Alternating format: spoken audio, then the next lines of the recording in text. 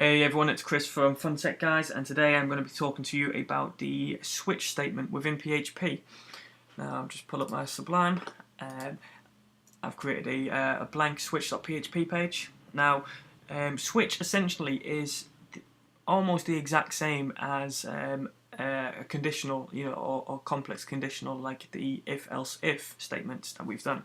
So we've done something along the lines of if, let's just say, name equals Chris,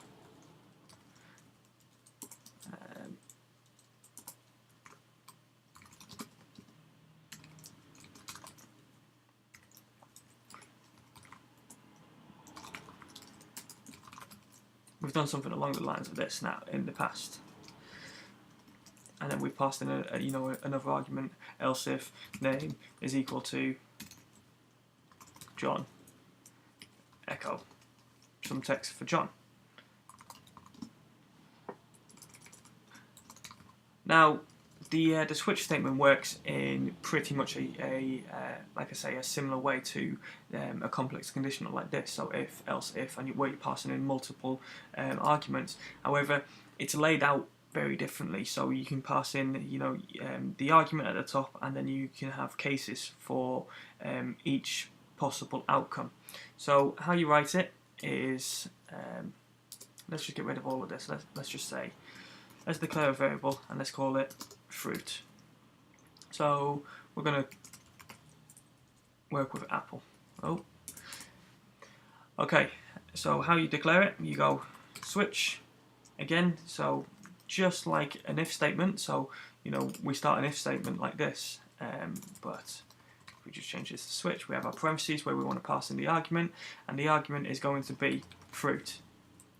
So right now what we're saying is we want to switch the arguments within fruit.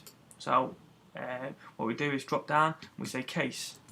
Now if the case is equal to apple,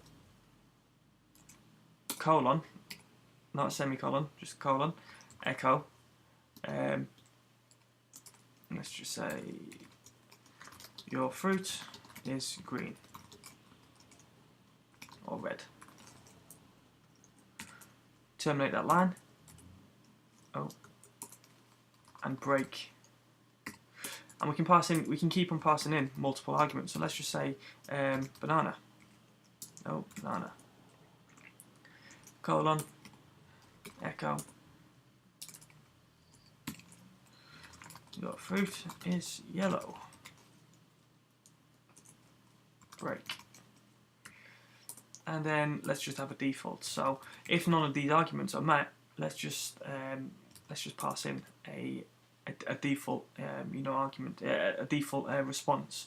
So we'll say echo no fruit has been matched,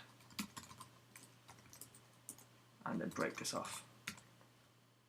So what we're hoping to see here is, because apple is going to match the first case, we're hoping to see your fruit is green or red.